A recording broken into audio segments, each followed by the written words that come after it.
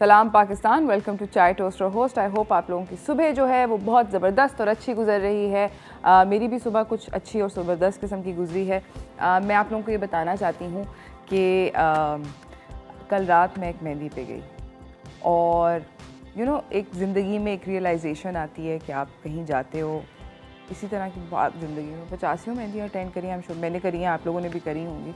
But कल मुझे realisation आई कि मैं वाकई में उम्र के उस हिस्से में से गुज़र गई हूँ जहाँ पर मुझे कोई इंटरेस्ट है डांसिंग से गानों से। मेरा सिर्फ एक फोकस था और वो फोकस ये था, मैं सारी रास्ते गाड़ी में सोच रही थी कि मेहंदियों का खाना जो होता है वो बहुत ज़बरदस्त होता है और उसके अंदर बन कबाब होते हैं और कचौरी होता है। ये सब कुछ मेरे दिमाग में ना है कि I am driving to the mehndi and I am like okay ये सब होगा, मैं खाना खाऊंगी और मैं एक अच्छे डिसेंट टाइम पे निकल जाऊंगी ताकि मैं सो सकूं और एट्सेट्रा एट्सेट्रा।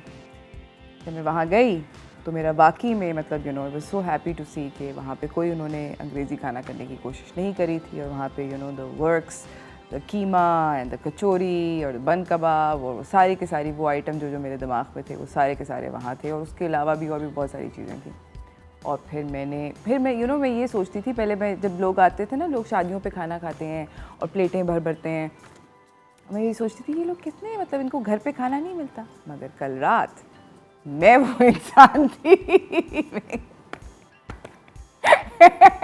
मेरा कोई इंटरेस्ट नहीं था किसी भी और चीज़ से, ना कोई डांस देखने में ना कुछ भी करने में।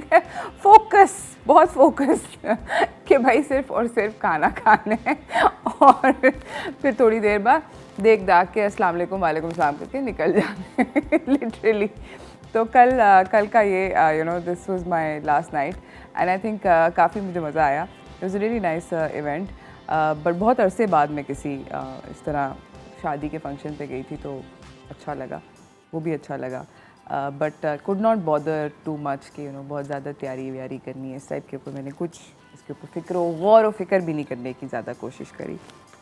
खैर ये सब चलता रहेगा। मैं आप लोगों को ये बताना चाहती हूँ कि जो अक्टूबर का महीना होता है, आप लोग ये देख रहे हैं ना मेरा पिंक रिबन, तो अक्टूबर का जो महीना होता है ये बेसिकली इसको पिंकटोबर भी कहते हैं। ये ब्रेस्ट कैंसर अवेयरनेस मंथ होता है। अक्टूबर के महीने में हम सब लोग, स्पेशली हमारे मुल्क में, पूरी दुनिया में ये होता है पर हमारे मुल्क में बहुत ज़्यादा ज़रूरी है, हम लोग ब्रेस्ट कैंसर अवेयरनेस सेलिब्रेट करते हैं। उसकी वजह ये है कि हमारे मुल्क के अंदर, सब कॉन्टिनेंट में, पाकिस्तान स्पेशली के अंदर ब्रेस्ट कैंसर का जो इंसिडेंस है, यानी कि जितने केसेस हैं वो बढ़ते चले जा रहे हैं। ये काफ़ी स्केरी किस्म की बात है। बहुत सारी वजूहात हैं, इसके अंदर भी हम डेल्व करेंगे later on in the show. एक डॉक्टर हमने बुलाई हैं, उनसे भी बात करेंगे। प्लस ऑल्सो आई थिंक कि बात नहीं इसके ऊपर की जाती क्योंकि एक सोशल स्टिग्मा है ख़वातीन के दिमाग में कि इसके बारे में हम इस कैंसर के बारे में नहीं भाई। और ब्रेस्ट कैंसर के बारे में मैं सिर्फ एक और बात यहाँ पर ऐड करना चाहती हूँ कि अगर ये अर्ली डिटेक्ट हो जाए, अर्ली डिटेक्शन हो, तो इससे कोई मतलब इससे 100% बेसिकली अर्ली डिटेक्शन के इंसिडेंट्स के अंदर आप बिल्कुल रिकवर कर सकते हैं। हाउएवर अगर स्प्रेड हो जाता है लाइक एनी कैंसर तो ये फिर एक कहानी मुश्किल हो जाती है उससे रिट्रीव करना। तो हम इसके ऊपर बात करेंगे, ब्रेस्ट कैंसर के ऊपर भी बात करेंगे। आज वर्ल्ड टीचर्स डे भी है तो I really want to celebrate it because I know some wonderful teachers जिनको मैंने अपने शो पे बुलवाया हुआ है आप लोगों से भी बुलवाने के लिए। मगर फ़िलहाल मेरे पास आज की टॉप स्टोरीज़ हैं तो उनकी तरफ चलते हैं।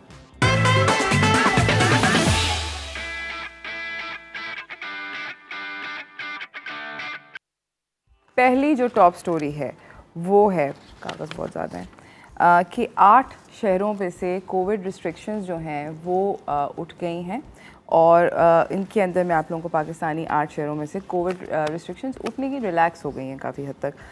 इनके अंदर हैं इस्लामाबाद, पेशावर, स्कर्दू, गिलगित, रावलपिंडी, क्वेटा, मीरपुर और मुजफ्फराबाद। NCOC के मुताबिक 40% जो पॉपुलेशन है इन शहरों की वो इम्यूनाइज़ हो गई है, यानी कि 40% आबादी जो है वो इम्यूनाइज़ हो गई है। तो वो लोग जो कोविड की वजह से रिस्ट्रिक्शंस थी वो थोड़ी सी लिफ्ट कर चुके हैं। या कराची वालों, लाहौर वालों, बाकी के जिन जिन लोगों के शहरों के नाम नहीं लिए, अल्लाह का वास्ता है हम लोग भी जाके ज़रा टीके शीके लगवाएं, ज़रा ज़्यादा इम्यूनाइजेशन करें ताकि हम भी चिल करें। क्यों कोविड रिस्ट्रिक्शन ईज़ होने की वजह से यहाँ पर सिनेमाज़ खुल सकते हैं वैक्सीनेटेड लोगों के लिए। आउटडोर गैदरिंग में जमा हो सकते हैं, 300 लोग इंडोर गैदरिंग में जमा हो सकते हैं, इंडोर और आउटडोर डाइनिंग दोनों खुली हो सकती है, मील्स मिलेंगे जहाज़ों पे, श्राइन्स वगैरह खुल जाएंगे। तो बेसिकली अनवैक्सीनेटेड जो लोग हैं वो बेसिक हम सब लोगों को जो जिन बेचारों ने टीके शीके लगा लिए हैं, हमारा सीन ना ख़राब करें दोस्तों, प्लीज़ जाके अपने आप को वैक्सीनेट करवा लें। इसी के साथ मैं आपको अपनी अगली ख़बर की तरफ लेकर चलना चाहती हूँ। वो है यसरा रिजवी की एक पावरफुल कैंपेन है। उन्होंने यसरा रिजवी एक एक्टर हैं जिन्होंने एक चुड़ैल्स नाम के ड्रामा था, आई एम श्योर आप लोगों को मैंने उनसे मिलवाया भी था, हमारे सेट पे भी आई थी। उन्होंने उसके अंदर एक्ट किया था। इन्होंने ये कैंपेन किया, इसके इमेजेस साथ पे चल रहे हैं। इन्होंने दुल्हन का जोड़ा पहना हुआ है, चेन्स में बंधी हुई हैं और मेकअप शेकअप ख़राब है। और इस कैंपेन ये इन्होंने इसलिए करी है क्योंकि ये चाहती हैं, ये एक्टर भी हैं और राइटर भी हैं, इनका कहना ये है कि हमारे मुल्क के अंदर फोर्स्ड मैरिजेस और डिवोर्स शेमिंग बहुत ज़्यादा होती है, which I agree with wholehearted. वाकई में इस तरह बहुत ज़्यादा होता है कि फोर्स्ड मैरिजेस बहुत होती हैं। डिवोर्स अगर किसी खातून का हो जाए तो उसको शेम किया जाता है, उसको ये बोला जाता है कि तुम्हारी गलती है, तुम अपना घर बना के नहीं रह सकी। इसके अगेंस्ट आवाज़ उठाना हम ख़वातीन के लिए, see the men are not gonna do this guys, मर्द हजरात इक्का दुक्का करेंगे, ख़वातीन को खड़े होना चाहिए ख़वातीन के बराबर में और अपने आप को सुनवाना चाहिए, बहुत ज़्यादा ज़रूरी है। मैं आप लोगों को एक बहुत क्रेज़ी किस्म का फ़िगर बताना चाहती हूँ। यूनिसेफ की एक रिपोर्ट है 2013 की और उसमें पाकिस्तान के बारे में 21% ख़वातीन जो है पाकिस्तान में, उनकी 18 से पहले शादी हो जाती है। That's a really large percentage. अब अगर आप ये बोलें कि ये तो रूरल एरियाज़ में हो रहा, नहीं, ऐसा नहीं है, ये रूरल एंड अर्बन एरियाज़ में होता है। It's a staggering number. आप सोचें कि आपकी ख़वातीन 21% से ज़्यादा ख़वातीन पाकिस्तान में अगर 18 की उम्र से पहले उनकी शादी कर दी जाती है, बच्चे होते हैं उस वक्त। Come on, I am sure अगर आप 18 की एज को क्रॉस कर चुके हैं, if you're in your mid 20s और योर मिड 30s, तो आप लोग रिकग्नाइज़ करेंगे मैं क्या कह रही हूँ। At 18 you know nothing, you can not live a life, you can not raise a family, मगर ऐसा होता है। और सबसे ज़्यादा इसके अंदर और जो खौफनाक बात है वो ये है कि प्रेगनेंसीज़ होती हैं और उसकी वजह से इन्फेंट मोर्टेलिटी और जो मदर होती हैं उनको कॉम्प्लिकेशंस एंड इवेंचुअल डेथ्स बहुत ज़्यादा होती हैं और वो ज़्यादातर 15 से 19 साल की ख़वातीन के अंदर पाई जाती हैं। सो आई थिंक कि ये I mean these statistics are really bad and I am really grateful for people like Yusra जो कि इसके ऊपर लाइट शेड करते हैं इस तरह की चीज़ों के ऊपर, क्योंकि हम हर वक्त ये बात करते हैं कि इस चीज़ को रोकना चाहिए। किस तरह रोकना चाहिए? मैं अपना पार्ट करूँ, आप अपना पार्ट करें, मिलजुल के इसको रोक सकते हैं हम लोग। इसी के साथ मैं अपनी तीसरी खबर की तरफ चलना चाहती हूँ और वो ये है कि थाईलैंड के अंदर टूरिज़म इंडस्ट्री का जो करके कोरोना वायरस की वजह से वो नीचे गई, वो जो है वो बेहतर हो गया है। और वो किस तरह बेहतर हुआ है, उन्होंने फाइनली फुकेट को खोल दिया है विज़िटर्स के लिए। पहले इन्होंने 80 मुल्कों की एक लिस्ट निकाली थी और उस 80 मुल्क के लोग जो थे वो 14 दिन की सैंड बॉक्स क्वारंटीन कर सकते थे, यानी कि आप 14 दिन के लिए आप किसी रिजॉर्ट में थाईलैंड में जाके रह सकते हैं, फिर उसके बाद आप पूरे थाईलैंड में घूम सकते हैं। अब उन्होंने वो 14 दिन से उसको एक हफ़्ते का कर दिया है। आपको सैंड बॉक्स फिर भी करना है, मगर फुकेट के अंदर रिजॉर्ट्स खुल चुके हैं और आप एक हफ़्ते के लिए वहाँ पर रहें और उसके बाद आप इधर उधर फिर सकते हैं थाईलैंड के अंदर। मैं आप लोगों को ये बताती चलूँ कि टूरिज़म जो है वो थाईलैंड की 5वीं बिगेस्ट इंडस्ट्री है। तो इस वक्त घुटने टेक लिए हैं थाईलैंड की इकॉनमी ने, लिटरली दुनिया भर में जितनी भी टूरिस्ट बेस्ड इकॉनमीज थी उनकी तबीयत ख़राब हो चुकी है। उसकी वजह ये है ऑब्वियसली क्योंकि इतने बड़े बड़े रिजॉर्ट्स थे, इतनी सारी इन्वेस्टमेंट हुई थी, इकॉनमी जो है वो क्रैश करके स्टैंड स्टिल पर आ गई है। और टूरिज़म से ना सिर्फ होटल्स नहीं चलते हैं, उसके इर्द गिर्द और भी बहुत सारी छोटी छोटी इंडस्ट्रीज़ होती हैं जो उस पर डिपेंडेंट होती हैं। तो वो सारी की सारी इंडस्ट्रीज़ जो हैं वो फुस हो गई हैं। मगर अब कोशिश ये की जा रही है कि हौले हौले इसको बढ़ाया जाए। थाईलैंड ने कहा है कि इंडोनेशिया और मलेशिया को भी इस लिस्ट के अंदर शुमार करेगा, क्योंकि मलेशिया से सबसे ज़्यादा टूरिस्ट जाते थे थाईलैंड। 2019 में सबसे ज़्यादा टूरिज़म जो थाईलैंड में किसी कंट्री से हुआ वो मलेशिया से लोग उठ के थाईलैंड गए। तो खैर एनीवेज़ ये थी आज की ख़बरें। इसके बाद मैं जा रही हूँ एक छोटी सी ब्रेक पे। ब्रेक से वापस आऊँगी, मैं आपको एक डॉक्टर से मिलवाऊँगी, हम बात करेंगे ब्रेस्ट कैंसर के बारे में, क्योंकि यस पिंकटोबर चल रहा है, तो कहीं ना जाइएगा, देखते रहिए चाय टोस्ट और होस्ट।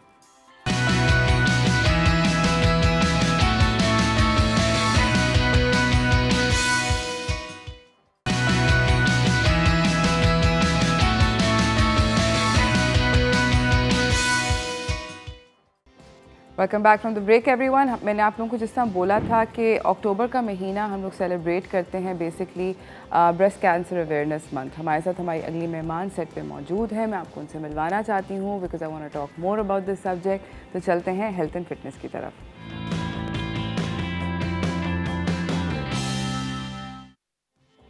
हमारे साथ यहाँ पे मौजूद हैं डॉक्टर सना ज़ीशान, असिस्टेंट प्रोफेसर हैं और कंसल्टेंट ब्रेस्ट सर्जन हैं at the department of surgery at the AKU। अस्सलाम वालेकुम। वालेकुम सलाम। कैसी हैं आप? अल्लाह का शुक्र, आप ठीक हैं? अल्हम्दुलिल्लाह।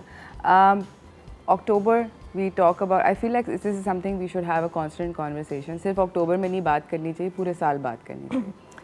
बट ऐसा ही है। आप मुझे बताएं कि ब्रेस्ट कैंसर होता क्या है और हमारे मुल्क में कितना ज़्यादा प्रेवलेंट है इस वक्त? अच्छा, सबसे पहले तो बहुत शुक्रिया मुझे यहाँ पे इनवाइट करने का।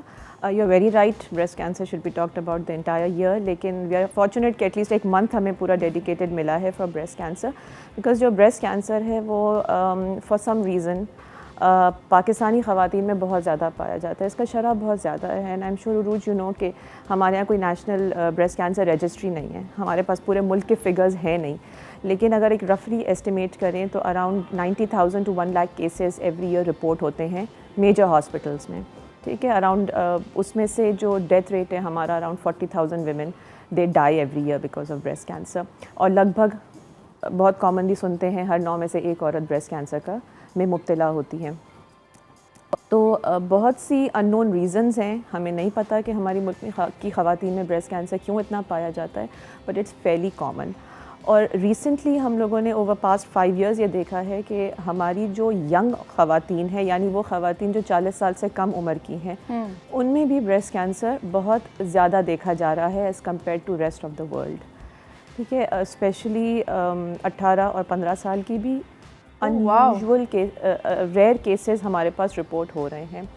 तो इन फिगर्स को मद्देनज़र रखते हुए इट्स रियली इंपॉर्टेंट कि हम लोग ब्रेस्ट कैंसर के बारे में बात करें और इसके बारे में ना अवेयरनेस फैलाएं, so that everybody is aware कि भाई ये एक प्रॉब्लम है जिसको हमें एड्रेस करना है, क्विकली आइडेंटिफाई करना है और उसे मैनेज करना है। एब्सोल्युटली। मुझे ये बताएंगी कि अर्ली साइंस क्या होते हैं ब्रेस्ट कैंसर के? देखिए, सबसे इम्पॉर्टेंट चेंज जो ब्रेस्ट कैंसर में डेवलप होता है वो है एक लंप, यानी गांठ या गुठली या सख्ती या गट्ठा, जिस भी टर्म में आप कहें।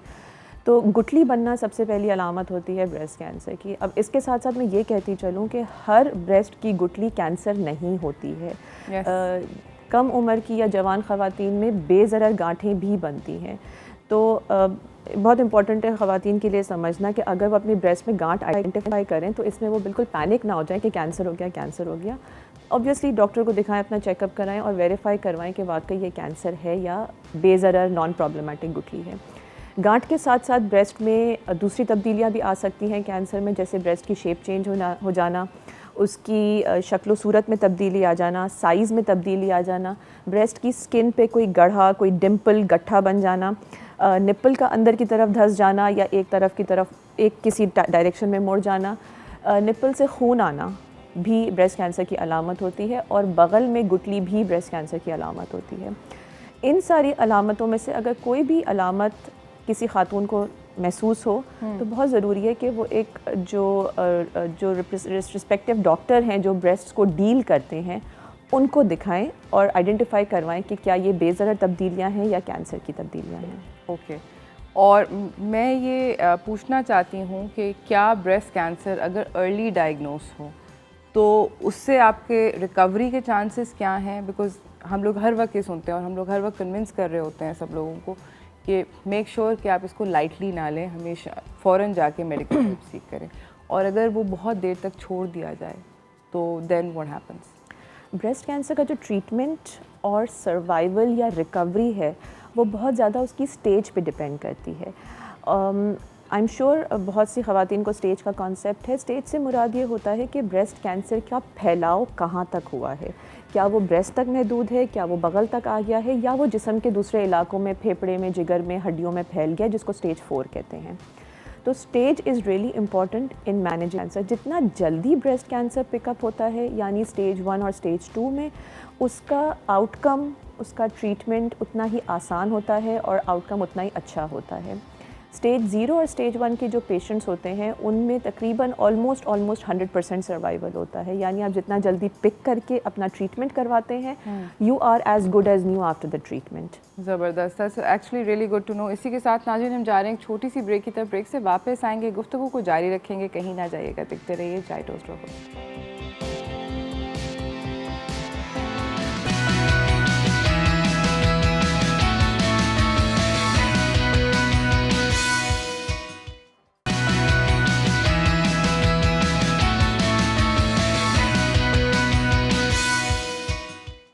Welcome back from the break everyone. हमारे साथ यहाँ पे डॉक्टर सना ज़ीशान बैठी हुई हैं। बात हो रही है ब्रेस्ट कैंसर के बारे में।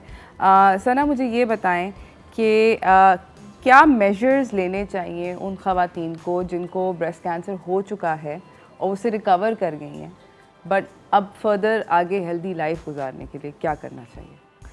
देखिए, जो पेशेंट्स ब्रेस्ट कैंसर से रिकवर कर चुके हैं, ठीक है, उनको हम सर्वेलेंस पे डालते हैं, जिसका मतलब है कि हम उनको रेगुलर इंटरवल्स पे चेक करते हैं, ये देखने के लिए कि डिज़ीज़ उनकी वापस ना आए। तो उसके लिए तो बहुत ज़रूरी होता है कि जो भी उनके प्राइमरी डॉक्टर्स हैं, चाहे सर्जन्स हैं या ऑन्कोलॉजिस्ट हैं, उनके साथ वो जुड़े रहें, गायब ना हो जाएं ट्रीटमेंट कंप्लीट करने के बाद। तो साल में एक दफ़ा हम पेशेंट्स को देखते हैं रिकरेंस के लिए। लेकिन पेशेंट को हर सेल्फ क्या करना चाहिए, उसमें बहुत इंपॉर्टेंट है कि हेल्दी लाइफस्टाइल गुजारें। जैसे मैंने शुरू में बताया कि हमारे पास एग्जैक्टली वजूहात नहीं पता कि ब्रेस्ट कैंसर हो क्यों रहा है। यहाँ पे मैं ये ऐड करूँगी कि तकरीबन 10 से 15% जो ब्रेस्ट कैंसर्स हैं वो मौरूसी होते हैं, यानी जेनेटिकली अफेक्टेड होते हैं, यानी ख़ानदान में रन कर रहे हों या उनके जीन्स में ख़राबी हो जिसकी वजह से ब्रेस्ट कैंसर हो जाता है। तो ऐसे सिचुएशंस में तो डॉक्टर या पेशेंट कुछ भी नहीं कर सकते। हम लोग सिर्फ उनको फॉलो अप पे रखते हैं, सर्वेलेंस पे रखते हैं, रेगुलर टेस्टिंग करते हैं। और जिन फैमिलीज़ में, जिस तरह भी आपने बोला कि अगर ब्रेस्ट कैंसर रन करता है, तो उस फैमिली की सारी ख़वातीन को बहुत ज़्यादा केयरफुल और हाई अलर्ट पे रहना चाहिए क्या? डिपेंड करता है कौन सा जीन ख़राब है। बिल्कुल सही है कि कुछ सर्टन जीन्स हैं जिनकी ख़राबी पे हमें पेशेंट्स को हाई अलर्ट या फैमिली मेम्बर्स को इन्वॉल्व रखना पड़ता है कि नहीं, उन्हें अपना रेगुलरली चेकअप कराना है और अपनी रेगुलरली टेस्टिंग करवानी है from x respect certain age से। लेकिन वो सिर्फ जेनेटिक प्रॉब्लम्स की सिचुएशन में होगा। बाकी ख़वातीन अदरवाइज़ जिनमें हमें कोई एज सच खातिर खा वजह नहीं पता कि ब्रेस्ट कैंसर क्यों हुआ, उनके लिए बहुत ज़रूरी है कि वो अपनी हेल्दी लाइफस्टाइल मेंटेन करें ना। हेल्दी लाइफस्टाइल से मकसद मेरा ये है कि एक्सरसाइज करें, अपने आप को एक्टिव रखें, फ़िज़िकली फ़िट रखें। हमारे यहाँ स्मोकिंग और अल्कोहल कंजम्पशन ख़वातीन में इतनी नहीं पाई जाती है as compared to western countries. लेकिन अगर कोई औरत स्मोकिंग करती है या कुछ कम्युनिटीज़ में हुक्का बहुत इस्तेमाल करते हैं, उस चीज़ को स्टॉप करना होगा बिल्कुल। और इसके अलावा कुछ दवाइयाँ होती हैं जो बैरूनी हार्मोन्स होते हैं, यूजुअली बच्चों में वक्फ़ा करने की दवाइयाँ होती हैं, या मंथली साइकिल स्टॉप होने के बाद, मेनोपॉज के बाद कुछ हार्मोन रिप्लेसमेंट थेरेपीज़ होती हैं जो पेशेंट्स या फीमेल्स ले रही होती हैं। उनको ज़्यादा तवील अरसे के लिए इस्तेमाल ना करें, यानी 5 साल से ज़्यादा दौरानिए के लिए ऐसी बैरूनी हार्मोनल दवाइयों को इस्तेमाल ना करें। तो ये कुछ फैक्टर्स हैं जिसके बिना पे ख़वातीन अपने आप को ब्रेस्ट कैंसर वापस आने से बचा सकती हैं। सिमिलरली वो ख़वातीन जो कभी इस मर्ज़ में मुब्तला नहीं हुई, सेहतमंद हैं, उनके लिए ज़रूरी है कि वो अगेन हेल्दी लाइफस्टाइल मेंटेन करें, साफ़ सुथरा खाना खाएं, कोशिश करके अपने बच्चों को ब्रेस्ट फीडिंग कराएं कम से कम 1 से 2 साल के लिए। ब्रेस्ट फीडिंग अच्छा होता है, ब्रेस्ट फीडिंग प्रोटेक्टिव होती है। ये नहीं कहूँगी कि रिस्क बिल्कुल ज़ीरो हो जाता है, लेकिन ब्रेस्ट फीडिंग से ब्रेस्ट कैंसर की प्रोटेक्शन मिलती है। तो 1 से 2 साल दूध ज़रूर पिलाएं। और इसके अलावा जो है ये भी इम्पॉर्टेंट होता है कि जो पहली औलाद है ख़वातीन में, वो 30 साल से पहली उम्र में हो जाए। बिकॉज़ ये हम लोग ये रिसर्च में देखा गया है कि जो ख़वातीन अपनी प्रेगनेंसीज़ को डिले करती हैं, पहली औलाद 30 साल के बाद पैदा करती हैं, उनमें ब्रेस्ट कैंसर होने की शरह थोड़ी सी बढ़ जाती है, थोड़ा सा रिस्क उनमें बढ़ जाता है breast cancer. But not by much. Sorry, is it बहुत सिग्निफिकेंट जंप है? बहुत सिग्निफिकेंट नहीं है, लेकिन 1 से 2% रिस्क बढ़ जाता है। तो उस रिस्क को कट डाउन करने के लिए अगर पॉसिबल हो, ऑब्वियसली सर्कमस्टांसेस भी मैटर करते हैं, but before 30 years of age पहली औलाद हो जाए और 1 से 2 साल तक ब्रेस्ट फीड कराएं। थैंक यू सो मच, आपका बहुत बहुत शुक्रिया डॉक्टर सना। जाते जाते क्विक सा अगर आप कोई मैसेज देना चाहें नाज़रीन। रोज़ बहुत इंपॉर्टेंट है ख़वातीन के लिए कि please pay attention to yourself. अपनी सेहत की तरफ तवज्जो दें, अपनी ब्रेस्ट की तरफ तवज्जो दें। ब्रेस्ट एक जिस्म का हिस्सा है, ये कोई टैबू या कोई मिथ वो नहीं है। अपना मुआयना करें महीने में 1 दफ़ा, और वो ख़वातीन जो 40 साल से बड़ी हैं वो साल में 1 दफ़ा अपना मैमोग्राम ज़रूर कराएं, जो बेसिकली ब्रेस्ट कैंसर का स्क्रीनिंग टेस्ट है। ये मेरा मैसेज है सबके लिए। Thank you so much. इसी के साथ नाज़रीन हम एक छोटी सी ब्रेक पे जा रहे हैं, कहीं ना जाइएगा, देखते रहिए चाय टोस्ट और host.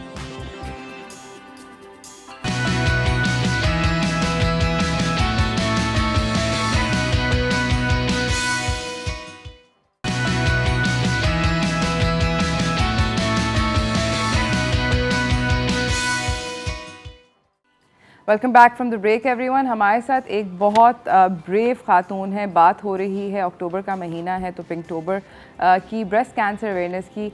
This really brave guest is with us today. इन्होंने हमें ज्वाइन किया हुआ है लाहौर स्टूडियो से। नाम है इनका नायरा मलिक, न्यूज़ एंकर हैं, जर्नलिस्ट हैं और बहुत सारी कैंपेन करती हैं ब्रेस्ट कैंसर अवेयरनेस के ऊपर, क्योंकि ख़ुद भी ब्रेस्ट कैंसर सर्वाइवर हैं। अस्सलाम वालेकुम नायरा, कैसी हैं आप? जी वालेकुम अस्सलाम अरूज, कैसी हैं आप? ठीक हैं अल्हम्दुलिल्लाह, ठीक ठाक। नायरा, सबसे पहला मेरा सवाल ये है कि फॉर दोज़ व्यूअर्स जो जानते नहीं हैं, आप एक छोटा सा अगर ब्रीफ हिस्ट्री दे दें ऑफ़ योर स्टोरी। मेरी स्टोरी क्या है अरूज? अब आप देख रही हैं मेरी स्टोरी का एंड इतना खूबसूरत है तो मेरी स्टोरी भी खूबसूरत ही होगी। बहरहाल आप कह रही हैं तो मैं बताती हूँ। मुझे सेकंड टाइम कैंसर हुआ था, ब्रेस्ट कैंसर। उससे पहले तकरीबन 12-13 साल पहले कैंसर हुआ था, लेकिन जब ब्रेस्ट कैंसर हुआ तो उसके बाद मुझे एहसास हुआ कि मैं इस दुनिया में करने के आई हूँ। बहरहाल फिर मैंने इलाज करवाया और अब आपके सामने हूँ। ये आपने कहा शॉर्ट स्टोरी, तो शॉर्ट स्टोरी यही है। बिल्कुल सही है। जब आपको पहली दफ़ा पता चला आज से 12 साल पहले कि आपको कैंसर है, तो आपको इमीडिएट क्या महसूस हुआ, कैसे फील किया आपने? अच्छा रोज, वो तो बिल्कुल डिफरेंट काइंड थी ना, क्योंकि वो जिस तरह आपको पैरोटिड ग्लैंड्स होते हैं, गिल्टी हो जाती है, तो वो नुमायाँ थी, नज़र आ रही थी। लेकिन उसका शुरू में इलाज बड़ा डिफरेंट तरीके से हुआ, क्योंकि आपको पता है कि इर्द गिर्द लोग बहुत मिसगाइड कर देते हैं कि आप यहाँ चले जाएं, आप होम्योपैथिक का इलाज करा लें, आप किसी हकीम के पास चले जाएं। तो मैं होम्योपैथिक का इलाज 2 साल करवाती रही, लेकिन उसका नतीजा ये हुआ कि वो एक नज़र आती थी और उसके पीछे 2 और हो गई, क्योंकि ऑपरेशन हुआ तो 3 ऐसे ग्लैंड्स निकले थे मेरे। फिर खैर उसके बाद मेरी कीमोथेरेपी हुई, सॉरी उसमें रेडिएशन हुई थी, कीमोथेरेपी नहीं हुई थी।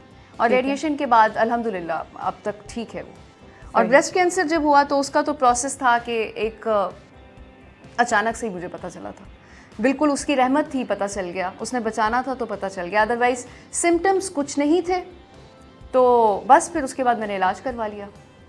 अच्छा, और मुझे ये बताएं कि आपको कोई फैमिली हिस्ट्री थी इस बीमारी की आपकी फैमिली में? नहीं, बिल्कुल भी नहीं।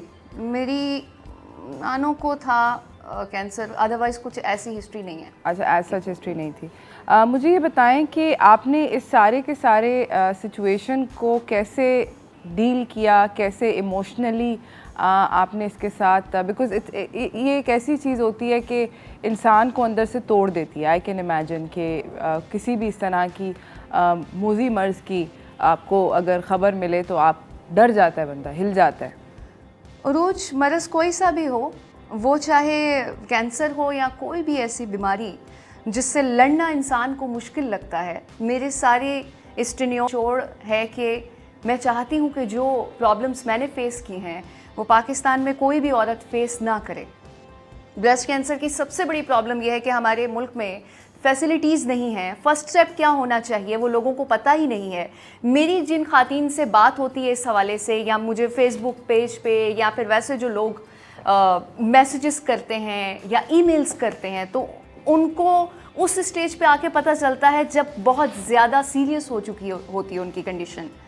तो मैं तो यही सजेस्ट करूँगी लोगों को कि सबसे पहले ये जानना ज़रूरी है कि बीमारी है क्या, और उसके बाद हमने इसका इलाज कराने के लिए करना क्या है। सबसे पहले जो ब्रेस्ट कैंसर की जो स्टेप होता है ना, फर्स्ट स्टेप, वो मैमोग्राफी होता है। और ज़रूरी नहीं है कि आपको कोई सिम्टम्स नज़र आ रहे हैं या फिर कोई दर्द या पेन या कुछ भी ऐसा महसूस हो रहा है तो तब जाएं। मुझे लगता है कि 40 साल से ज़्यादा जितनी भी औरतें हैं उनको मेमोग्राफी करवा लेनी चाहिए, बहुत सी जगहों पे अवेलेबल है। Absolutely, I agree. Naira by the way campaign भी रन कर रही हैं ईगल आई के नाम से, इन्होंने 6 एपिसोड्स भी बनाए हैं यूट्यूब के ऊपर। इसके बारे में थोड़ा सा बात करेंगे क्योंकि ब्रेस्ट कैंसर अवेयरनेस की कैंपेन है, मगर इस ब्रेक के बाद कहीं ना जाइएगा, देखते रहिए चाय टोस्टर होस्ट।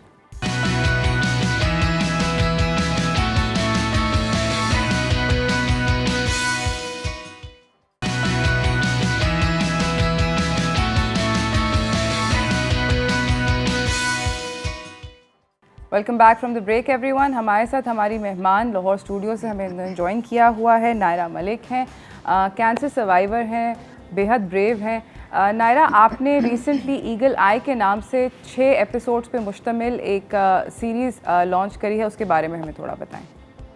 अच्छा अरूज, ईगल आई तो नाम है और इसके अंदर डिफरेंट कैंपेन्स हैं, क्योंकि अभी ब्रेस्ट कैंसर का महीना है तो इसमें ब्रेस्ट कैंसर की कैंपेन भी है और कुछ 1-2 कैंपेन्स और भी हैं, will let you know soon. Breast cancer के हवाले से मेरी जो कोशिश है इस सब को फेस करने के बाद कि लोगों को ये पता चले कि एक्चुअल में बीमारी के साथ निमटना कैसे है, करना क्या है, उसके लिए यूट्यूब पे मैंने 6 एपिसोड बनाई हैं। वो अगर आप देखते हैं, अभी चल रही हैं वो जी, वो कोई भी मरीज़ भी देखता है या फिर नॉर्मली जिनको कोई बीमारी नहीं भी है तो उसमें कुछ ऐसी चीज़ें मैंने बयान की हैं जो कि बहुत बेनिफिशियल रहेंगी। एब्सोल्युटली। मुझे ये बताएं कि कोई आपकी फैमिली में आपको क्या कोई सपोर्ट मिली, कैसी सपोर्ट मिली during this traumatic time in your life? Family तो हमेशा सपोर्टिव होती है हर किसी की। अल्हम्दुलिल्लाह मेरी फैमिली बहुत सपोर्टिव रही है, मेरे फ्रेंड्स बहुत सपोर्टिव रहे हैं और मेरा जो इर्द गिर्द का सर्कल था वो बहुत मुझे मोटिवेट करता रहा है। उसी की वजह से मैं आज यहाँ पर बैठी हुई हूँ। और रोज़ ये जो सवाल आपने पूछा है ना, बहुत से लोग मुझसे सवाल करते हैं फेसबुक पे और यूट्यूब पे कि मोस्टली इस तरह के टेन्योर में आपकी फैमिली उस तरह से सपोर्टिव नहीं रहती है, इर्द गिर्द के लोग उस तरह से सपोर्टिव नहीं रहते हैं जैसा कि उनको रहना चाहिए। तो इस हवाले से भी मैंने अपनी वीडियोस में बात की है, लेकिन आप कर रही हैं तो मैं थोड़ा सा इस हवाले से बात करना चाहती हूँ, अगर आप मुझे इजाज़त दें। बिल्कुल। इसमें ऐसा है कि सबसे पहला जो क्वेश्चन हमारे माइंड में आता है ना रोज़, वो ये आता है कि मैं ही क्यों, मेरे साथ ही ऐसा क्यों। वो एक रोने वाली कंडीशन और एक्सेप्ट ना करने वाली कंडीशन इंसान उस वक्त इस तरह के अल्फाज कह देता है जिस वक्त वो इतनी ख़तरनाक बीमारी को फेस कर रहा होता है। बिल्कुल। अब वो कैंसर भी हो सकता है, कोई और भी हो सकता है, लेकिन मैं ये कहती हूँ कि हम क्यों नहीं भाई, हमारी बॉडी पे अल्लाह ताला का इख्तियार है, उसने बनाई है, रूह उसने बनाई है, ये आती जाती सांस पे इख्तियार किसका है? उसका है। तो उसकी मर्जी भाई, आपको जैसे मर्जी आजमाए। हमें ये समझना होगा कि हम इस दुनिया में आए क्यों हैं। अगर हम ये जान लेंगे कि दुनिया में ये जो लंबी जायदादें और बहुत ज़्यादा ऐसा बसेरा कर लेते हैं जो रहने वापस जाने का इरादा ही नहीं होता हमारा, घर भी पक्के बना लिए और बच्चों के लिए भी खूब जायदादें छोड़ के जा रहे हैं, क्या हमने कभी ऐसा सोचा है कि हम यहाँ से वापस भी जाना है? कहीं घूमने फिरने जाते हैं ना रोज़, तो हम किसी होटल में अगर रुकते हैं तो 2 दिन 3 दिन पता होता है तो हम उसी तरह कपड़े हैंग कर लेते हैं और बड़ा टेम्प्रेरी हमारा सब इंतज़ाम होता है, और उसके बाद जब वहाँ से जाते हैं तो हमें अफसोस नहीं होता। वो इसीलिए कि हमने अपने माइंड को प्रिपेयर किया होता है।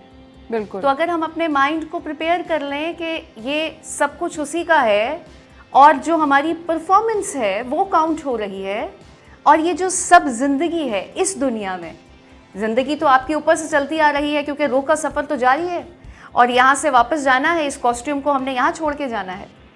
तो इस चीज़ को अगर हम जान लें तो सारी फिक्रें ख़त्म हो जाती हैं। बिल्कुल, एब्सोल्युटली। आप मुझे बताएं कि जब आप बीमार हुई तो उससे पहले का आउटलुक और उसके बाद का आउटलुक, क्या आपने कोई अपने अंदर पर्सनल चेंजेस देखे? उफ, कमाल का चेंज है। अच्छा। मैं तो पिछली नायरा को भूल गई हूँ, और ये मुझे एहसास मेरे इर्द गिर्द लोगों ने दिलाया है। मेरे बाल रोज स्ट्रेट थे पहले, और ये जिस टाइप की अभी आप देख रही हैं ना, कर्ली हैं बिल्कुल। क्योंकि मैं जहाँ आप बैठी हैं ये काम मैं कर चुकी हूँ और बड़े शौक से किया मैंने और अपने बालों का सत्यानाश भी किया खूब। तो आप समझ सकती हैं इस चीज़ को। बिल्कुल। तो अब तो जिस वक्त वो बाल मेरे काफ़ी लंबे बाल थे और जब वो उतरे हैं तो एक वाहिद वो मोमेंट था जिस वक्त मैं रोई थी वॉशरूम में ना, ऐसे बाल मेरे हाथ में आ रहे थे सेकंड कीमो के बाद और मैं बहुत शदीद रो रही थी। लेकिन उसके बाद जब वो कंपनसेशन मिला अल्लाह पाक की तरफ से तो मैं तो खुश थी। मेरे पास पहले वो जो इलेक्ट्रिक जितनी भी चीज़ें होती है ना बाल रोल करने की, बिल्कुल बिल्कुल, वो सब हैं, लेकिन अब ज़रूरत ही नहीं है और अब पहले से अच्छे बाल आए हैं। सेकेंडली लोग कहते हैं कि लुक्स मेरी पहले से चेंज हो गई है और अंदर से तो खैर रूहानी तौर पे तो बहुत सारा change हो पर्सनल गया। चेंज आया है। That's very good to know. मुझे ये बताएं कि जो ये रोड टू रिकवरी होता है इसके अंदर कोई ऐसे माइलस्टोन्स जिसके बारे में आप बात करना चाहती हैं आपकी पर्सनल जर्नी के अंदर? अच्छा रोज इसमें मैं अपनी बात करूं और नॉर्मली लोगों की भी अगर बात करूं तो तब भी यही है कि जो हमारी मेडिसिन होती है ना उसका 30% असर होता है, 70% डिपेंड करता है आपके दिमाग पे। अगर आप सोच लेंगे कि कैंसर बहुत बड़ी बीमारी है तो फिर वो बड़ी ही होगी, और अगर आप सोच लेते हैं कि मैंने रिकवर होना ही है, एक चीज़ मैंने अभी आपसे जिक्र किया ना कि जब ये जान लें कि हमारा काम क्या है इस दुनिया में आने का, तो फिर आप इस चीज़ को भूल जाएंगे कि ये मेरे साथ क्या हो गया। तो फिर आप जब इस चीज़ को भूल जाएंगे तो फिर आपके अंदर परफॉर्मेंस पे आपका फोकस होगा, एक अजीब सा स्पार्क होगा आपके अंदर, जो मैंने खुद भी फील किया है। तो जब आप इस चीज़ को सोच लेते हैं कि हमने इस बॉडी को रिपेयर करना है जब तक यहाँ पे हैं, तो फिर आप उस पर फोकस करते हैं कि अगर मुझे बीमारी आई है कोई तो अल्लाह पाक देख रहे हैं क्या परफॉर्मेंस है भाई, नंबर हाईएस्ट मार्क्स लेने ना, तो फिर उसको डील कैसे करना है वो डीलिंग्स देख रहा है, सिंपल। अगर आप रोना पिटना डालते हैं तो ठीक तो आप तब भी हो जाएंगे, लेकिन उसका रिजल्ट इस तरह का नहीं होगा जैसा आप देख रही हैं। सही। ये जो ईगल आई कैंपेन है आपकी जिसमें आपने बात करी है ब्रेस्ट कैंसर की स्पेशली, इसके अंदर कोई ऐसी चीज़ें, कोई ऐसे लाइफ लेसन्स जो कि आप ख़वातीन को देना चाहती हैं, उनकी फैमिली मेम्बर्स को देना चाहती हैं जो हाईलाइटेड हों? लोगों के रवैये दुरुस्त होना बहुत ज़रूरी है, लेकिन क्या हम लोगों के रवैयों पे काम कर सकते हैं ये जानना बहुत ज़रूरी है उन लोगों के लिए जो कि ब्रेस्ट कैंसर को फेस कर रहे हैं, कैंसर को फेस कर रहे हैं, या कोई भी ऐसी बीमारी है जिसको मोहलिक समझा जाता है या ख़तरनाक समझा जाता है। उस हवाले से मैं बात करना चाहूँगी कि हमारे जो इर्द गिर्द के रिश्तेदार होते हैं ना, वो आते हैं तो फिर कहते हैं ओए होए होए बहुत ही ख़तरनाक बीमारी, पता है वो फ़लानी लड़की थी मर गई थी, फ़लाना जानने वाला था वो कैंसर से मर गया था। अच्छा, उनकी इंटेंशंस गलत नहीं होती है रोज, वो अपने एक्सपीरियंसेस शेयर कर रहे होते हैं। डिपेंड करता है हम पर कि हमने उसको कैसे गेट करना है। अब अगर हम किसी की सोच पे जाएंगे तो फिर वो अपनी सोच बयान कर रहा है और हम उसको फॉलो करने लग जाएंगे। बिल्कुल ऐसा ही होता है ना। बिल्कुल तो ऐसा ही होता है। हमने देखना ये है कि हमारी जो बॉडी है, हमारा जो वजूद है, शख्सियत है, वो एक सेपरेट एंटिटी है। हमारी किस्मत है भाई। हमें क्या पता वो जो मर गया या मरने वाली थी उसने किस तरह से ट्रीट किया था, उसका मोराल कितना डाउन था, उसका ट्रीटमेंट सही हुआ था या नहीं हुआ था। लेकिन जस्ट एक लाइन कि वो कैंसर से मर गई थी, वो आपके यहाँ बैठ जाती है। तो फिर देखना ये है कि क्या हम लोगों के मुंह बंद कर सकते हैं? क्या हमें तबीयत पूछने आ रहा है, इस तरह के जुमले बोल रहे हैं, हम रोक सकते हैं? नहीं रोक सकते। आपको दिन में अगर 10 से 20 लोग देखने आ रहे हैं, हम किसी का कुछ नहीं कर सकते, हम सिर्फ यहाँ काम कर सकते हैं। दैट्स इट, कि हमने यहाँ क्या रखना है। कॉन्शियसली जो मैसेज हम सबकॉन्शियस में भेजते रहेंगे रिपीटेडली, समझे कि आपको अगर एक हफ्ते के अंदर रोज़ 5-5 लोग देखने आ रहे हैं और उसमें से 3 लोग यही बात कर रहे हैं और 2-1 लोग कोई अच्छी बात कर रहे हैं कि हाँ जी तुम ठीक हो जाओगी, तो हमारे जहन में वो जो कतरा कतरा डलता रहेगा वो ज़्यादा इम्पैक्ट डालेगा। तो ड्राइविंग सीखते हैं ना, जैसे बड़ा कॉन्शियसली पहले दिन करते हैं, दूसरे दिन करते हैं, तीसरे दिन, लेकिन उसके बाद ऑटो पे लग जाता है सिस्टम सारा। ऐसे ही ये होता है। बैठे और फॉरेन से जा रहे हैं और च्युइंगम भी खा रहे हैं और गाने भी सुन रहे हैं और अब मोबाइल पे बात भी कर रहे हैं। I know. लेकिन वो बिल्कुल इसी तरह जिस वक्त आप लोगों की बातों को कॉन्शियस से सबकॉन्शियस में जाती हैं तो वो ऑटो पे लग जाती हैं और फिर आपका माइंड जो है वो उसी तरह सोचना शुरू कर देता है कि मैं कुछ नहीं कर सकती, मैं इस बीमारी से नहीं निकल सकती, मैं लोगों को फेस नहीं कर सकती। बिल्कुल। तो ये तो हम पे डिपेंड करता है, हम किसी का मुंह नहीं बंद कर सकते।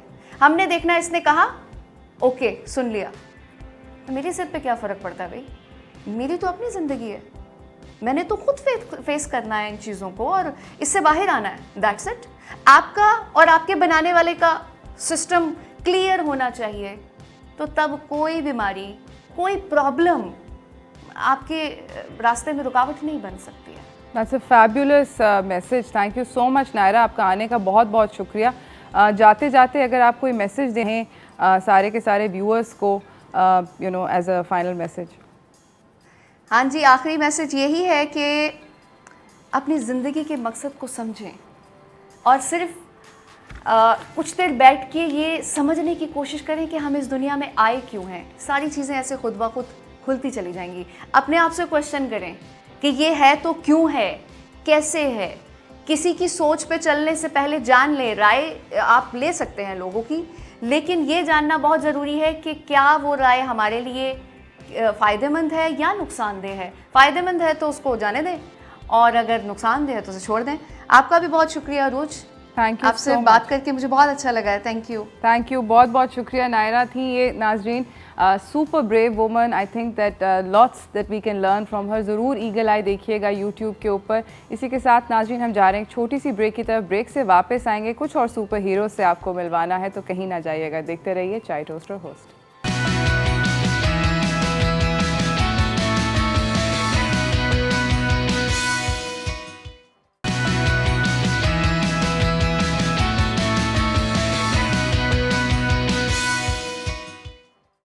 Welcome back from the break everyone. मेरे सेट के ऊपर बहुत ज़बरदस्त किस्म के मेहमान हैं जो कि जिनसे मैं बहुत प्यार करती हूँ, तो चलते हैं आपको उनसे मिलवाते हैं व्हाट्स टोस्टिंग में।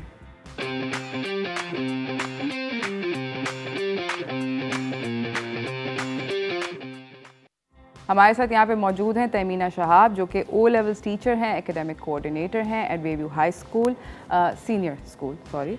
एंड हमारे साथ अदील सुमरो हैं, ओ लेवल फिज़िक्स टीचर हैं एट बेव्यू सीनियर स्कूल। आप लोगों को congratulations, happy world's teachers day.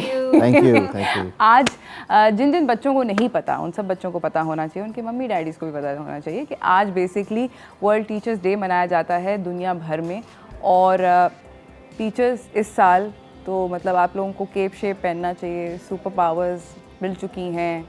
I think you guys have seen like a really Rocky 2 years with your students, I'm sure, and the journey was insane. इस दफ़ा की जो you know theme है, which I feel बहुत appropriate है, कि teachers are being celebrated because they are at the heart of educational recovery. आप agree करती हैं तमीना? बिल्कुल, मैं इससे एग्री करती हूँ बिकॉज़ हम लोगों ने दूसरे प्रोफेशनल्स को भी एक मिसाल दी है कि how to empower basically your own profession, and we have given empowerment to education. Don't you agree Adeel? Absolutely. In fact शुरू में जब ये पेंडेमिक शुरू हुआ, टीचर्स उनको स्टेटस दिया गया था as front line workers. Yes. And that's fair because It is fair. हमारा जो है कांटेक्ट होता है स्टूडेंट्स से, बिल्कुल I mean we are like in their personal space, they are in our personal space. तो इन दैट सेंस या we have to set that example, just like health care workers जैसे कि medical profession में होते हैं। I absolutely agree, yes. अच्छा, मुझे ये बताएं कि हम लोगों ने आई थिंक पूरे पिछले साल इस बारे में चीखा पिटा कि बहुत ज़्यादा मुश्किल है, ऑनलाइन स्कूल बेकार है, oh my god what is happening. Parents ने I think more than the children, I think parents found it very challenging. आप लोगों के ख्याल में सबसे बड़ा चैलेंज क्या था? Both tell me. Well, as sure, yeah. So as teachers, शुरू में तो ये एक मसला हुआ कि हमें ऑनलाइन प्लेटफॉर्म जो है उससे थोड़ा सा आगाही लानी थी, had to become familiar, and that was a challenge. काफ़ी हमारा जो सिलेबस है वो हमने इस तरह से उसको डिज़ाइन किया है कि हम बच्चों से इंटरेक्शन रखते हैं during classroom, so we disseminate information that way. That had to be brought online. So that was a challenge. But we overcame that. Then it was about getting the students to engage. ज़ाहिर सी बात है जो हमारे students हैं उन्होंने भी जो है रिस्पॉन्ड करना होता है क्लासरूम में. It's not one way. we're not jugs and the students are not mugs. अब वो ख़त्म हो गया. Now the classes, we have flipped classroom idea जहाँ पे स्टूडेंट्स खुद जो है they take the onus of studying. तो उन्होंने जो है हमें engage करना होता है, उन्होंने जो हमें input देना होता है कि हम किस तरफ जा रहे हैं. So doing that in an online platform, that posed its own challenges. How do we get everyone to be engaged? आपको पता है आधे बच्चे सो रहे हैं, आधे जाग रहे हैं, उनको इंटरेस्ट उनका जगाए रखना, उनको फिजिकली जगाए रखना.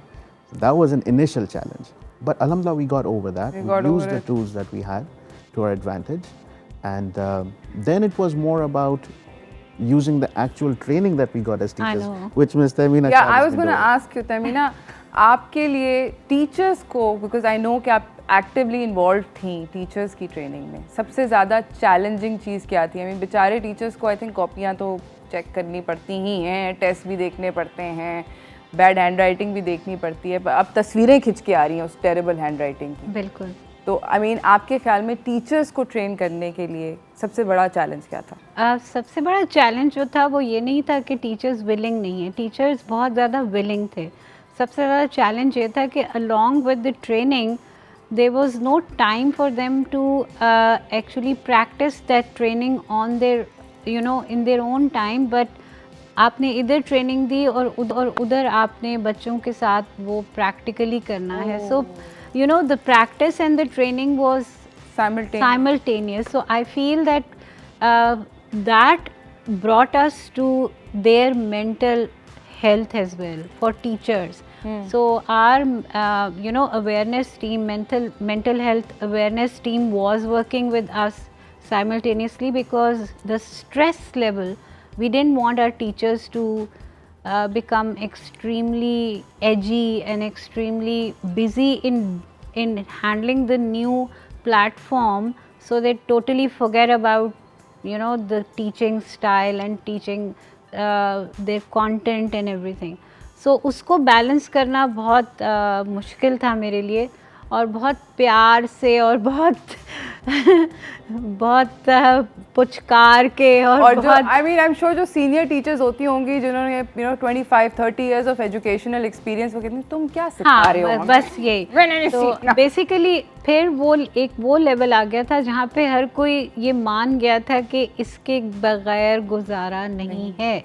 That was the point where that was the meltdown situation jahan pe everybody said this. But I would say this, that amazing previous year, because the way we work together, the management, the teachers, the team makings, एक digital team बन रही थी, उसमें एक novice team बन गई कि जिनको बिल्कुल कुछ नहीं आता, एक वो टीम बन गई, अच्छा गूगल क्लास में कोई प्रॉब्लम है तो इनसे बात करो, हर कोई अपनी अपनी एक्सपर्टीज शेयर कर रहा था. So I feel that this has brought us closer to the management, and the management also, we also felt ke okay, they're there for us. So I feel that the biggest thing which we have learned is that in any challenging situation you can do wonders if you work as a team, और अगर आप बहुत ज़रूरी है. ज़बरदस्त. Adil, I want to ask you कि physics generally, not saying that I think so, but generally एक dry subject consider किया जाता है, sure. जिसमें actual physical classroom में भी बच्चे पीछे सो रहे होते हैं. उनको चौक मार के जगाया जाता है. हमारे फिजिक्स टीचर करते थे, बड़ा अच्छा निशाना था उनका, माशाल्लाह. तो अल्लाह जन्नत उनको दे. बट मैं आपसे ये पूछना चाहती हूँ कि अब ये सेटिंग चेंज होगी, अब तो फिजिकल क्लासरूम भी नहीं है, अब तो ये क्लासरूम ऑनलाइन है. इसके अंदर एक फिज़िक्स, मैथ, इस तरह के जो सब्जेक्ट्स होते हैं जिसके अंदर ज़्यादा स्टोरी टेलिंग नहीं है, it's very cut and dry, let's just put it that way, इस तरह के सब्जेक्ट को इंटरेस्टिंग स्टूडेंट के लिए बनाना और उसकी अटेंशन को अपने तरफ रखना, आप क्या करते थे? First of all I would vehemently disagree. In the sense that, नहीं, जैसे आपने कहा कि इसमें कहानी नहीं है, there is an extreme storytelling element to physics. मैं अभी क्लास पढ़ा के आ रहा हूँ. इनफैक्ट में कहानी यही थी कि बल्लेबाज ने बल्ला घुमाया, गेंद ऊपर गई, उसमें से फिर सवालात पूछे जाते हैं बच्चों से और फिर आहिस्ता आहिस्ता वो गेंद पूरी ऊपर स्टोरी क्यों बनाते गई, किस स्पीड से गई? किस स्पीड से गई, मैंने वेलोसिटी लिखी है इतनी है 8.7 मीटर्स पर सेकंड, पॉजिटिव क्यों है, नेगेटिव क्यों है, all these questions come up and then the story proceed. Obviously हमें पता है गेंद ऊपर जाती है, उसने नीचे आना होता है, but there is a hole तब आई। Story you can tell from the graph. मैं कहूँ अच्छा ये ग्राफ है, अब आप बताइए ये कहानी कैसे आगे चली। एमसीआर वालों ने यहीं पे अपनी स्टोरी जो है उन्होंने कहा, काटो काटो ये लंबी हो रही है। No doubt no doubt. Break पे जाना। देखा ग्राफ ऊपर जा रहा था, नीचे अब स्पीड रुक गई है। हम लोग जा रहे हैं एक छोटी सी ब्रेक की तरफ, ब्रेक से वापस आएंगे, इस गुफ्तगू को जारी रखेंगे, कहीं ना जाइएगा, देखते रहिए चाय टोस्टर होस्ट।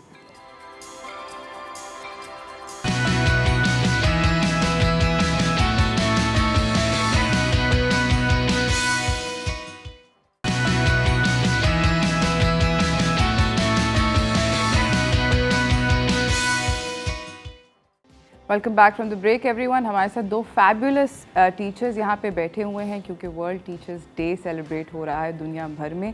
हमारे साथ अदील सूमरो हैं, तमीना शहाब हैं। They both I know because I can vouch for Tamina, she and I share living space, so मुझे ये पता है कि ये बहुत ज़्यादा मेहनत करती हैं and I am sure Adeel आप भी उतना ही, और सारे के सारे टीचर्स बहुत काम करते हैं। बट मुझे ये बताएं कि इनफॉर्मल, अभी हम बात कर रहे थे सेटिंग में स्कूल चला गया एकदम से, पता ही नहीं था and nobody was expecting it. No, I think no school was prepared for it, no institution, no teacher, no student, nobody was prepared, everyone was caught unawares. आपने उसके अंदर अपने अंदर पर्सनली सबसे बड़ा चेंज क्या देखा? So,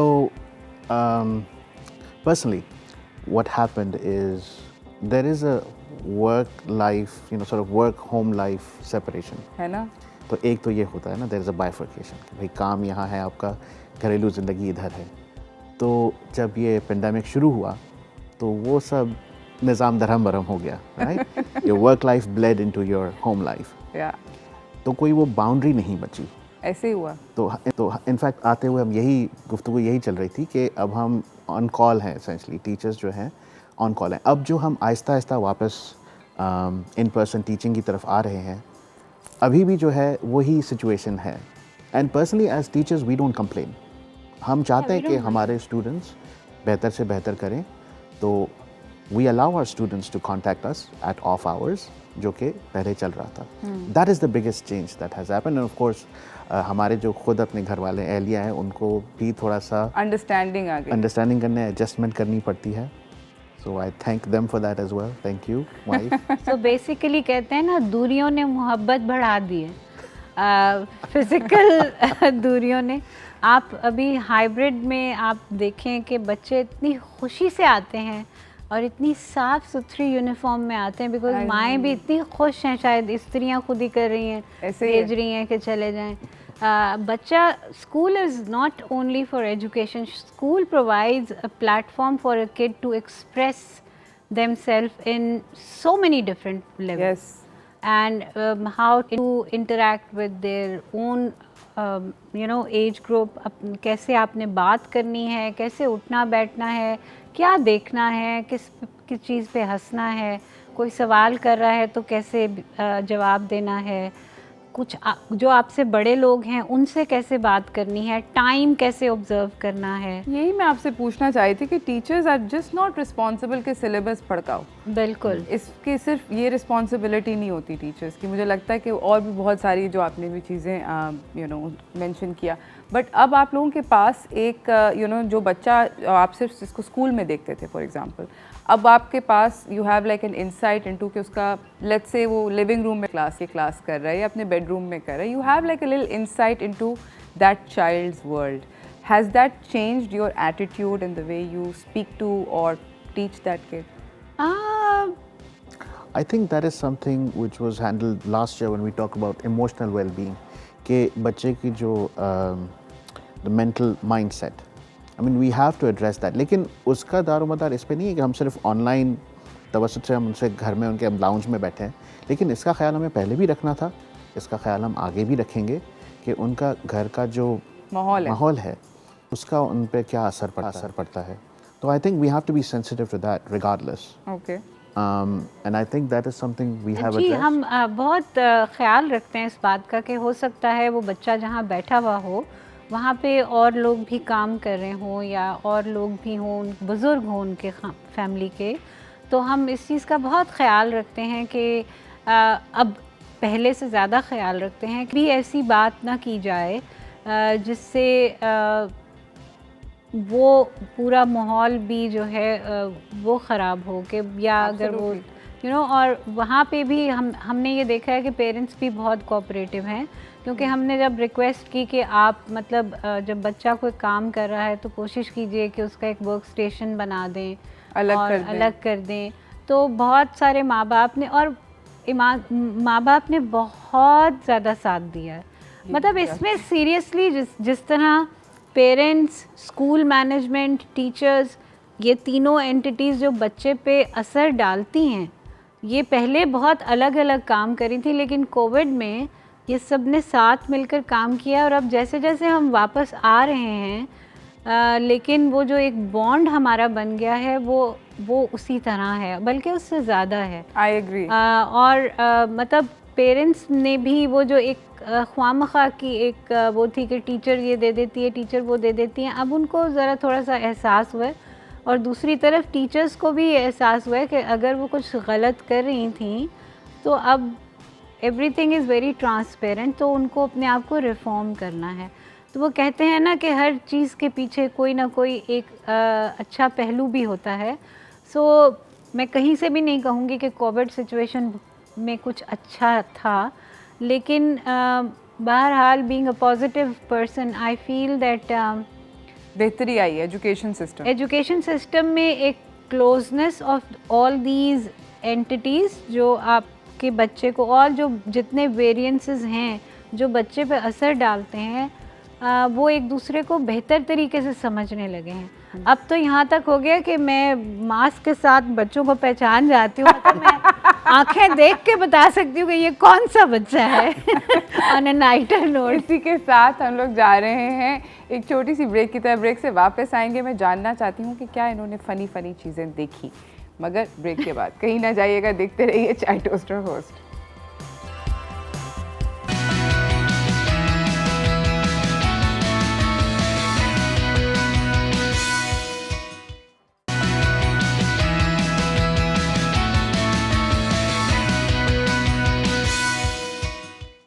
welcome back from the break everyone. हमारे साथ अदील सुमरो बैठे हुए हैं, तमीना शहाब बैठी हुई हैं, दोनों फैबुलस टीचर्स हैं और हम इनके साथ मिल के वर्ल्ड टीचर्स डे सेलिब्रेट कर रहे हैं। अब मैं आप दोनों से ये पूछना चाहती हूँ, अदील पहले आप बताएं कि क्या आपने इस ऑनलाइन टाइम के अंदर क्या एक फ़नी किस्म का कोई स्टूडेंट को कोई स्टूपिड हरकत करते हुए देखा, या स्टूडेंट थॉट कि आप देख नहीं सकते उसको बच्चे ने कुछ कार्रवाई छेड़ दी, कुछ ऐसा फ़नी इंसिडेंट हमें रिलेट करें? Well, don't have any funny incidents, I'm sorry, so I'm not going to entertain your audience. But secondly, I mean, एक student teacher privacy भी होती है sort of ना, तो I can't breach that. But I will tell you this, अल्हम्दुलिल्लाह हमारे बच्चे बहुत शातिर हैं, बहुत चालाक हैं, तो अगर उन्होंने कुछ ऐसी हरकत करनी होती है, they are very technologically savvy. They know exactly when to turn on the camera, when to say, oh, I lost my internet connection. बाद में समझ में आ जाता है। लैग करता है। It's the art. You need to learn this. हाँ, Miss, you are lagging. जब अपना बंद कर, I'm switching off my camera because you are lagging right now. Yeah. We can tell उनकी आंखें जब थोड़ी लाल होती हैं, पता है रात को ये 3 बजे तक जाग रहे थे, man city versus Liverpool match देख रहे थे, obviously. So टीचर्स को ये बातें भी पता होनी चाहिए। बच्चे खुद ही बताते हैं। उनके डीपी से पता चल जाता है बिकॉज डीपीज जब चेंज होते हैं तो वो गेम के साथ साथ चेंज होते हैं ना, कभी वो मेसी की लगी होती है, कभी जो जीतती है टीम उसका वो लग जाता है। कौन सा वीडियो गेम आजकल बहुत इन है, उसके वो आई थिंक कोई कोरियन है या वो उसके सारे वो लगे होते हैं, चुपटे से लगे। So you know in the beginning when everybody is coming, so I'll normally ask, अच्छा update me about this new DP and whatever. So they keep telling us. So we have this connection, so we know exactly कि कौन सी game खेल रहा है, किसको कौन सा character पसंद है। ज़बरदस्त। मेरे पास टाइम का जो है इख्तिताम हो चुका है, मगर जाने से पहले मैं आप दोनों से एक मैसेज लेना चाहती हूँ जो कि आई थिंक डायरेक्ट होना चाहिए towards from teachers to parents and students. सही है? Please. मैं शुरू Tanina, करूँ? why don't you? पेरेंट्स को तो मैं ये कहूँगी कि शुक्रिया, पिछले 2 सालों में आपने जो हमसे ताउन किया, और आपके जो बच्चे हैं और जो हमारा ताल्लुक़ है, हम लोग मिल के इसको ठीक कर सकते हैं। जैसे आपने कोविड में किया, कोविड के बाद भी हम लोग को उसी तरह याद रखिएगा और हमें सपोर्ट कीजिएगा। और हम बहुत खुश हैं और फ़ख्र महसूस करते हैं जो ख़िदमत हम आपके बच्चों के लिए दे रहे हैं और जो प्यार और मोहब्बत आप हमें दे रहे हैं, तो शुक्रिया। जी अदील। जी, तो पहली बात, I will reflect what miss Tamina said. पहली बात तो ये, हम सारे वालिदैन के शुक्रगुज़ार हैं कि इस मुश्किल मरहले में उन्होंने हमारा बहुत साथ दिया। अल्हम्दुलिल्लाह उनको एहसास भी हुआ इस दफ़ा कि you know teaching is a difficult job, और बच्चे जो है उनको संभालना भी मुश्किल होता है, लेकिन उन्होंने ये काम भी बखूबी अंजाम दिया। हमें भी फिर जो है उन्होंने सपोर्ट किया, so I am really grateful for that. And yes, I agree, this support should continue, this cooperation should certainly continue. And I expect my students who are listening that you continue to bring your A game to the class, you continue to express yourselves, get the thing going. Thank you so much आप दोनों का बहुत बहुत शुक्रिया। And ladies and gentleman, मैं जाने से पहले ये ज़रूर कहना चाहूँगी कि रिट्रेट करना चाहूँगी कि वाकई में टीचर्स हैं जो कि इस एजुकेशन की रिकवरी के अंदर सबसे ज़्यादा पिवटल रोल अदा करेंगे। तो आई थिंक हम सबको उनको सपोर्ट करना चाहिए। प्लीज़ जाके चॉकलेटें ख़रीदें, जो जो आप लोग ख़रीद सकते हैं ख़रीदें, और तोहफ़ा दें। You better give a nice present to all the teachers out there. So thank you so much for watching. कल मुलाकात होगी एक नए शो के साथ। अल्लाह हाफिज़।